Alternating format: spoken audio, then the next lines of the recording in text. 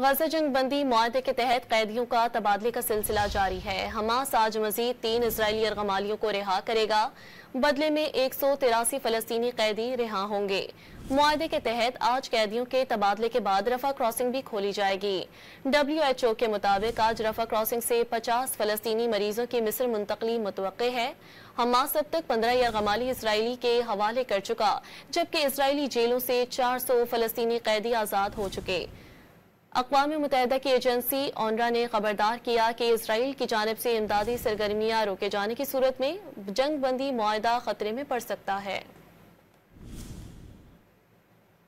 بدلے میں 183 فلسطینی قیدی رہا ہوں گے۔ معاہدے کے تحت آج قیدیوں کے تبادلے کے بعد رفح کراسنگ بھی کھولی جائے گی۔ WHO کے مطابق آج رفح کراسنگ سے 50 فلسطینی مریضوں کی مصر منتقلی متوقع ہے۔ حماس اب تک 15 ارغمالی اسرائیلی کے حوالے کر چکا، جبکہ اسرائیلی جیلوں سے 400 فلسطینی قیدی آزاد ہو چکے۔ اقوام متحدہ کی ایجنسی اونروا نے خبردار کیا کہ اسرائیل کی جانب سے امدادی سرگرمیاں روکے جانے کی صورت میں جنگ بندی معاہدہ خطرے میں پڑ سکتا ہے۔